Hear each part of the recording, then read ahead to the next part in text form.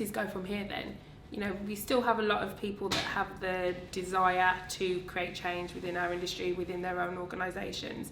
But most recently I saw a statistic that actually 1 in 3 black people are leaving their organisations due to structural racism and, you know, their experiences.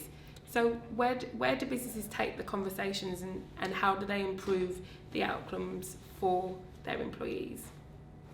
Yeah, I'm not a data person. My wife is Deborah. She's more than that stuff. But it's interesting. I know data, but it's interesting. A lot of things that are common sense, we need to quantitative and qualitative, right?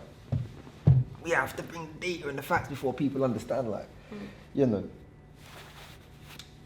something traumatic needs to happen before we realise that, yo, like, something's wrong, you know? Or we have to prove, like, people been leaving, like, do you know what I mean? But way before even we started working on doing stuff with, like, people been leaving the workplace. We know, you know what I'm saying? We come from it, like, you know, the older generation, them and all them, man, like, they've been going through it. And, you know, statistics of whether it's happening more prevalently now or not, like, you can take something like 56 black men, and I did something where I put, like, what I called the job and the dream on the bottom right.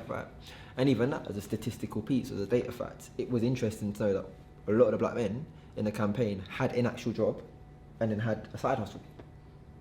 I meet white men all the time. I'm talking about men right now because I'm 56 black men. Similar could be said for women, but let me talk about men because I'm dealing with 56. I know white men in similar positions, or even lesser positions than some of the black men in the campaign that don't have a side job, a side hustle. Because, and I asked one person, and I think at the time he was working for like one of these big corporates, so I won't mention the name. And I was like, why do you have your situation? Like, do you, like, if I could say to you that your trajectory would be that you could be the CEO, or you could be an executive at this company and earn 250,000, and you know some executives even earn millions, but let's say you could earn 250,000 a year, like, in your lifetime, would that sound cool for you? Like, and the response is yeah. So what makes you feel like you couldn't do that in your area of work? And then the conversation's robust for different people. It's not one shoe fits all. It might be that someone's not actually passionate about what they're doing for work, just doing it to pay the bills. But why is that passion displaced?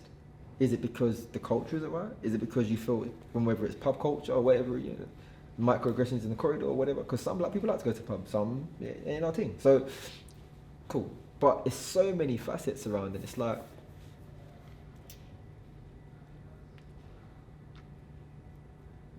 the data is one thing, but a lot of the time we don't actually need that data to make the decisions and to act upon what we know needs to change.